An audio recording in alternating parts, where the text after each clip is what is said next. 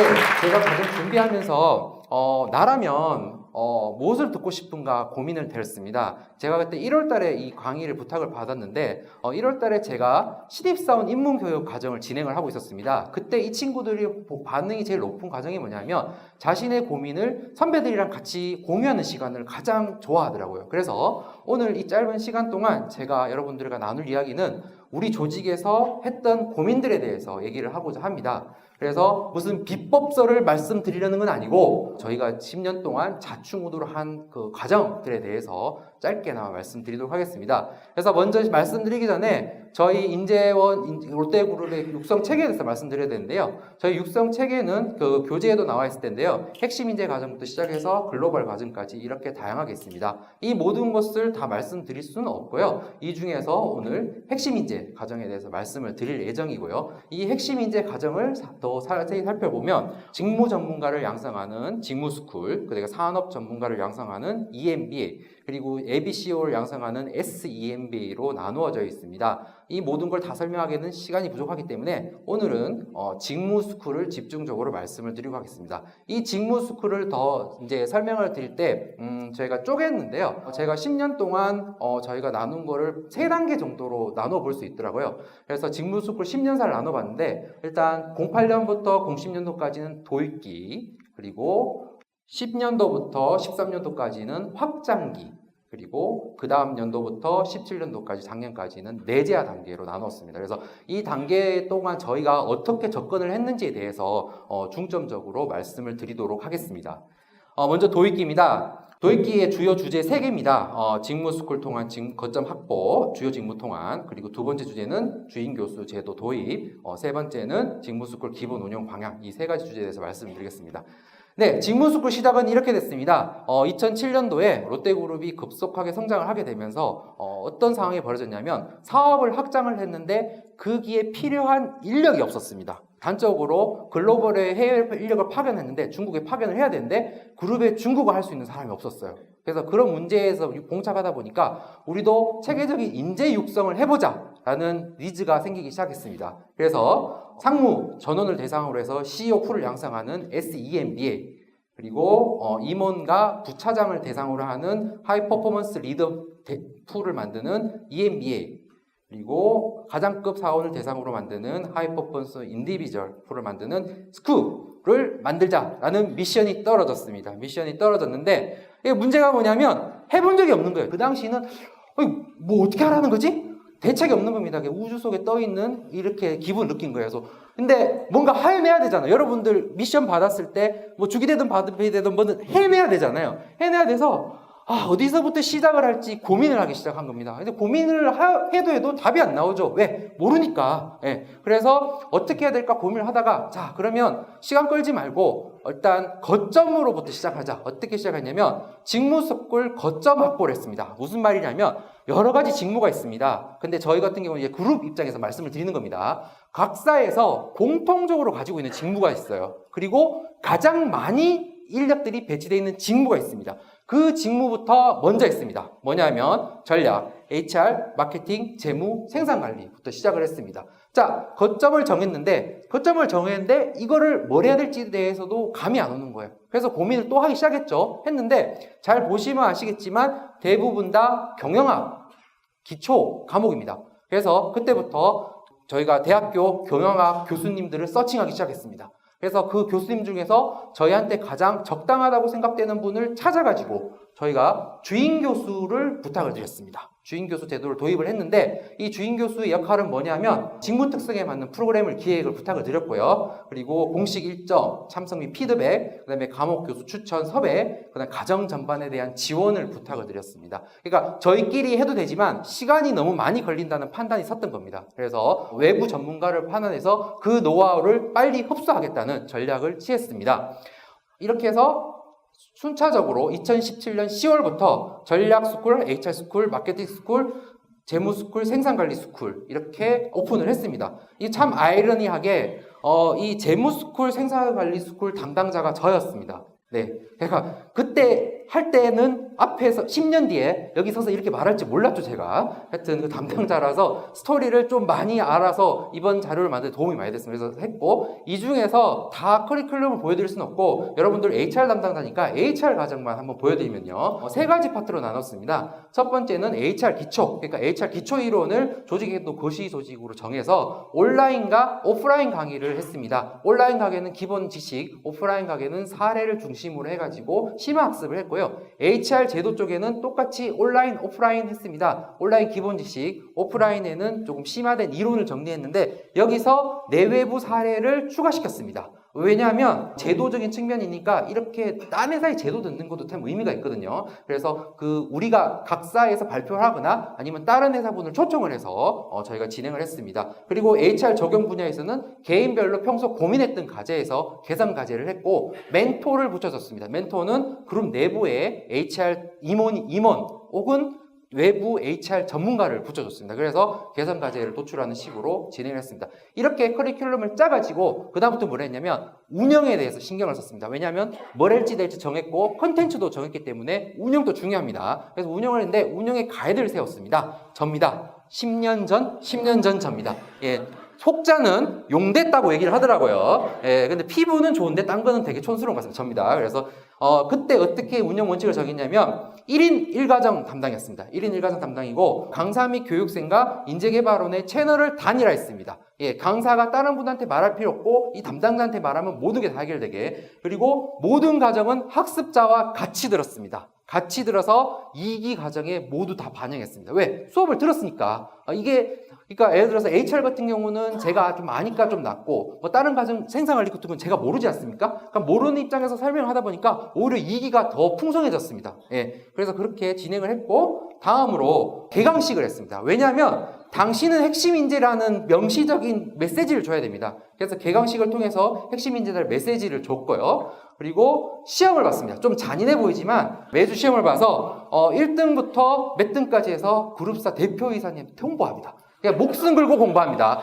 근데 되게 비인간적이라고 말을 많이 해요. 근데 이렇게 하다 보니까 어떤 광경이 펼쳐지냐면 이런 광경이 펼쳐집니다. 아침에 와서 책을 봐요. 책을. 잘 안 보이시는데 아침에 책을 봅니다. 그리고 이분들이 이런 말씀을 하시더라고요. 입사하고 처음으로 지하철에 책을 봤답니다. 예.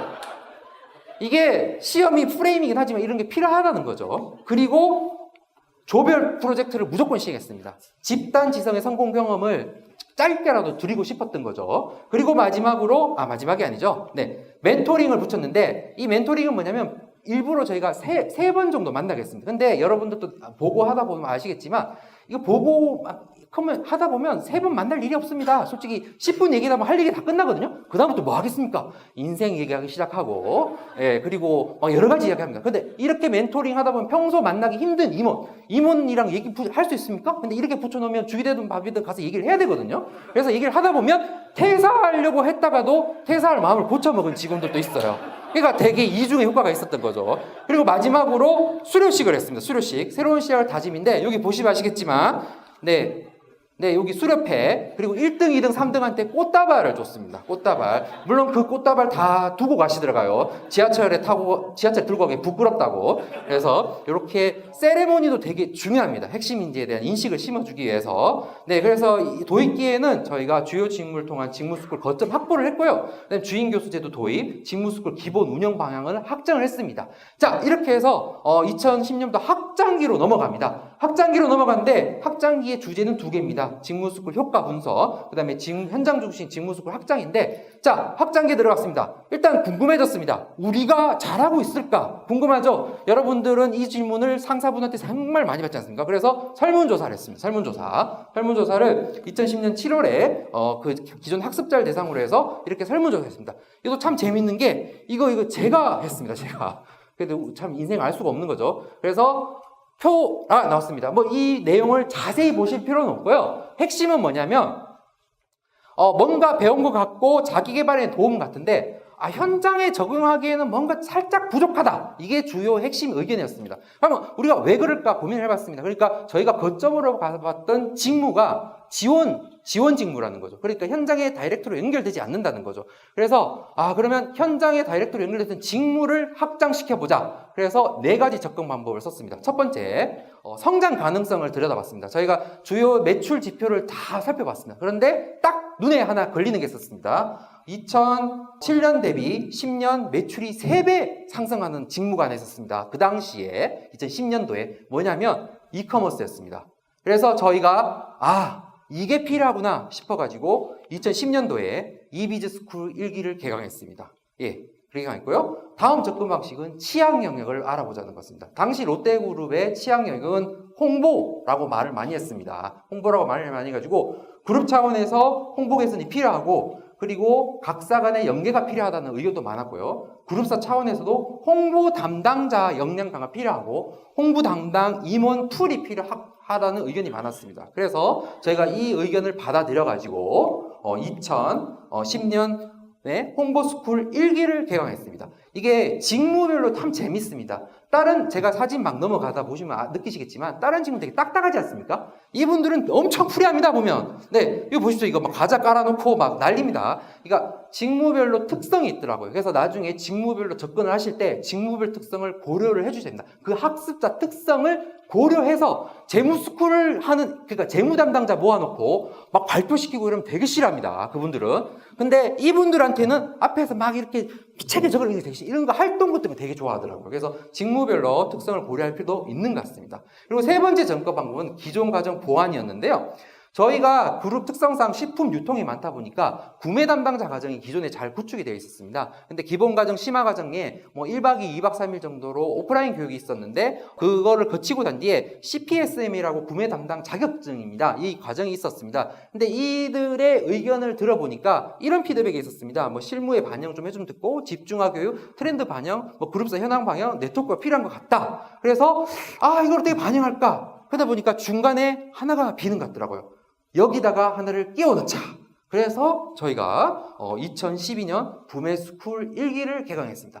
물론 이 중간에 많은 우여곡절이 있었습니다. 근데 핵심적인 내용만 말씀드리고 이렇게 개강했다고 말씀을 드리는 거고요. 다음으로 선제적 대응인데요. 저희가 영업이 되게 강한 조직입니다. 영업이. 근데 과거에는 영업 실무자가 잘하면 끝났습니다. 근데 경영 환경이 많이 바뀌면서 영업 관리자에 대한 핵심 역량에 대한 초점이 맞춰지기 시작했습니다. 근데 영업 관리자는 영업 실무자가 가지고 있는 역량 플러스 동기부여, 그다음에 부하 관리, 무엇보다도 전략적 개발 능력이 필요합니다. 근데 이게 기존의 가정도 없었고 영업은 교육 오라고 하면 안 오거든요. 안 와요. 그리고 지금 돈 벌기 바빠 죽겠는데 네가 매출 떨어지면 책임지냐 이런 소리 하고 있거든요. 그렇다 보니까 관리자 육성이 안 된 겁니다. 그래서 관리자 육성이 해서 억지로 불렀습니다. 억지로 불러가지고 2013년 영업스쿨 1기를 개강했습니다. 물론 이 과정은 여러 가지 막 현업의 특성을 고려해서 좀 약간 고려한 상황도 많긴 했지만 관리자 육성 측면에서는 그룹사의 반응이 좋았습니다. 이렇게 저희는 확장기 때는 도입기 효과 분석을 했고요. 그 다음에 현장 중심 직무 스쿨 확장을 했는데 그 4가지 접근 방법을 성장 가능성, 치약 영역, 그 다음에 기존 과정 보완, 선제적 대응 관점에서 접근을 했습니다. 다음으로 내재화 단계로 들어갔는데요. 내재화는 저희가 3가지 주제로 살펴볼 수가 있습니다. 첫 번째 주제는 겸임 교수 제도 도입, 두 번째 제도는 현장 적용도 강화, 세 번째는 조직의 현황과 전략에 따른 가정 기획입니다. 저희가 한 7, 8년 진행하다 보니까 기존의 핵심 인재 과정 수료생들이 쌓이기 시작했습니다. 그리고 그분들이 임원이 되시기 시작했습니다. 자, 의사결정을 시작했습니다. 초반에 도입기 때 말씀드렸죠. 주인교수 제도를 도입했다고. 주인교수에서 이분들도 잘 하시겠지만 가장 큰 단점은 저희를 모른다는 거였습니다. 저희를 모른다는 거에서. 근데 저희를 알려주기가 앉아서 이렇게 가볍게, 한 2시간 밥 먹고 이야기한다고 되는 게 아니지 않습니까? 그 문화를 이해해야 되는데, 그래서 우리를 아는 사람을 한번 퍼실리테이터로 세워보자. 그래서 저희가 겸임 교수 제도를 도입을 했습니다. 겸임 교수 제도를 도입을 해가지고 핵심 인재를 수료하신 분 중에서 임원이 되신 분들을 대상으로 2013년도에 겸임 교수 제도를 도입을 했습니다. 도입을 하고 저희는 항상 뭔가 도입을 하고 감투를 씌우면 이런 걸 줍니다.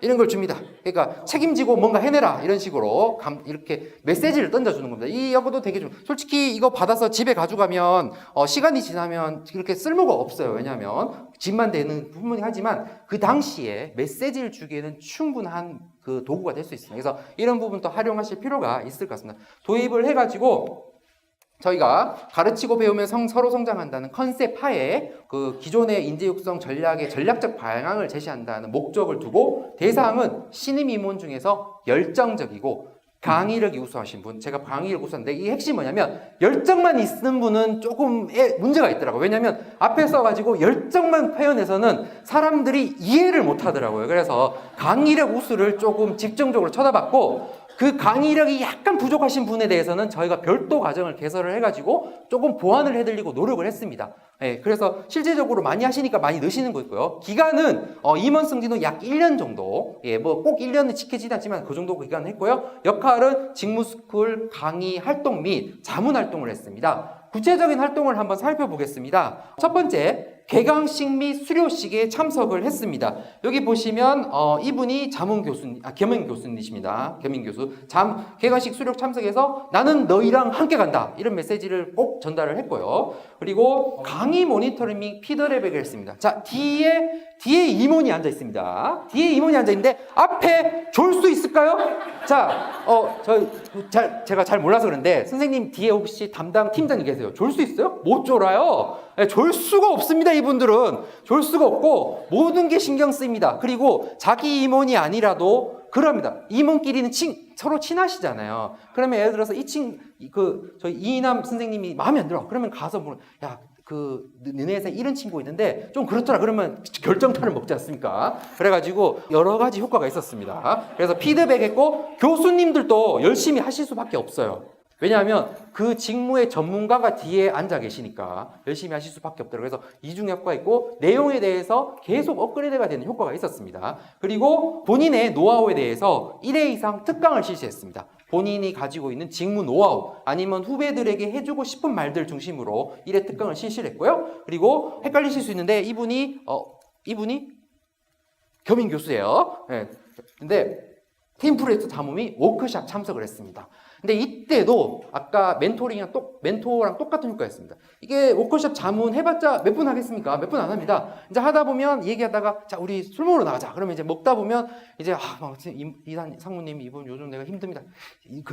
그러면 참아요. 그래서 퇴사율이 많이 낮아졌습니다. 네, 그래서 되게 효과가 있는 과정이라. 네. 자, 그래서 저희가 또 겸임 교수를 도입을 했으면 잘 된지 파악을 해야 되지 않습니까? 그래서 설문조사를 했습니다. 교수진이랑 겸임 교수를 놓고 봤는데 솔직히 뭐 크게 차이는 나진 않습니다. 차이는 나진 않는데 보시면 미세한 차이가 있습니다. 근데 솔직히 지적 능력으로 보면 교수진이 훨씬 더 뛰어날 수 있지만 내부 이해도가 겸임 교수진이 더 높다 보니까 겸임 교수에 대해서 교육생들의 만족도가 조금 더 높았습니다. 그래서 지금 또 저희는 이 겸임 교수 제도를 계속 정교화 나가고 있고 겸임 교수님이 충분히 할 수 있도록 컨텐츠, 강의 스킬 이런 데 대해서 계속 노력을 하고 있습니다. 자, 근데 겸임 교수의 무엇보다 큰 효과는 뭐냐면 서로 성장하면서 긍정적인 자극을 줬습니다. 겸임 교수가 교육생들한테도 자극을 주긴 했지만 교육생들도 겸임 교수한테 자극을 줬습니다. 그러니까 되게 잘해요. 보면 잘하는 친구도 가끔 눈에 보이잖아요. 그러면 견장되는 뭐냐면 내 자리가 위협되기 시작하는구나. 그러면서 본인도 공부를 하시기 시작하시고 그리고 뭔가 말을 하려면 자기도 뭔가 봐야 되잖아요. 그러면서 어쩔 수 없이 공부를 하시게 되고 책을 읽게 되는 겁니다. 책 읽으라고 그랬는데 책 안 읽고 가서 책을 할 수는 없잖아요. 그래서 서로 성장하는 긍정적인 효과를 발휘를 했습니다. 자, 두 번째는 현장에 저희가 좀 더 포커싱을 했습니다. 저희가 외부 사례를 많이 찾아보는데 직무별로 특성이 있습니다. 그래서 그 특성에 맞춰가지고 그룹사 벤치마크를 했어요. 특히 생산관리 같은 경우 저희가 기존에 잘하고 있는 회사들이 분명히 있었습니다. 그래서 캐논이나 알미늄 같은 회사를 직접 내부 사례로 가서 벤치마킹을 했고요. 그리고 워크숍 같은 거 보통 이렇게 앉아서 그냥 하시지 않습니까? 그게 아니라 영업은 영업의 특성에 맞게 시장 조사를 나갔다가 워크숍을 실시했습니다. 직접 가서 우리 제품 팔리는 거 보고 워크숍 하라는 거죠. 그래서 반응이 되게 좋았습니다. 왜냐하면 보고 하다 보니까. 그리고 실제 사업과 관련된 팀 프로젝트를 했습니다. 이거는 겸임 교수의 역할이 컸습니다. 왜냐하면 자문을 많이 해주시다 보니까 보고서의 퀄리티가 많이 올라갔습니다. 그래서 실제 사업 관련된 프로젝트 했고 많이 유의미한 프로젝트 같은 경우 경우는 해당사에 저희가 보고서를 전달해드려서 혹시 여기서 이용할 부분이 있으면 이용하라고 말씀을 드리고 있습니다. 네, 그리고 다음으로 새로운 것을 찾기보다는 조직의 현황과 전략을 세밀하게 관찰을 하는 전략을 택했는데 이게 무슨 말이냐면 요즘 많이 유행하고 있는 말이죠. 4차 산업혁명. 4차 산업혁명 해가지고 뭐 소프트 파워를 통해서 신사업 아이템을 창출하라는 뭐 이런 여러 가지 뭐 좋은 말들이 있습니다. 근데 기존에 여기 관련된 저희 과정이 하나 있었습니다. 뭐죠? 이비즈 있었습니다. 근데 이비즈의 컨텐츠가 이기의 그 경영 환경에 맞지 않았습니다. 그래서 이비즈를 갖다 버렸습니다. 갖다 버리고 DX 스쿨이라고 최근의 기술 변화에 맞고 트렌드에 맞는 프로젝트를 했습니다. 그리고 이 기술 변화에 맞는 솔루션을 찾기 위해서 팀 프로젝트를 가감히 더 늘렸고요. 그래서 기존에 있는 과정도 저희가 지금 트렌드가 맞지 않다고 생각이 들면 버리는 전략을 택했고, 또 무슨 직무를 해야 될지 찾아야 되는데 어떻게 찾았냐면, 네, 찍어도 안 보이실 거예요, 잘. 네. 저희 그룹 직무를 쭈르륵 나열했습니다. 나열을 하고 저희 직무 스쿨 그 과정을 쭉 나열을 하고 다팅을 합니다. 다팅을 해서 일단 우리가 놓친 직무가 있으면 그 분을 부르고요. 만일 새로운 직무가 있으면 그 스쿨에 집어넣고요. 그리고 다음에 뭔가 새로운 게 생길 게 있다. 예를 들어 가지고 컴플라이언스 스쿨이 대표적인데요. 법무 인력이 필요하다. 그럼 컴플라이언스 스쿨을 미리 만들어서 미리 그 인력을 양성해 놓는 겁니다. 그래서 기회가 왔을 때 그 기회를 잡을 수 있게 인력을 충분히 확보하려는 방향으로 요즘 저희가 직무스쿨 과정기획을 준비하고 있습니다. 이거 되게 어렵습니다. 그래서 현업에 가장 도움이 되고 필요할 때 적시에 인력이 공급될 수 있도록 저희가 방향을 세우고 있습니다. 그래서 내재화 단계에서는 다시 세 가지 주제로 다시 정리를 할 수 있는데요. 첫 번째, 겸임교수 제도를 도입을 했습니다. 그리고 두 번째, 현장 적용도 강화를 했고요. 세 번째는 조직의 현황과 전략에 따른 가정기획을 했습니다.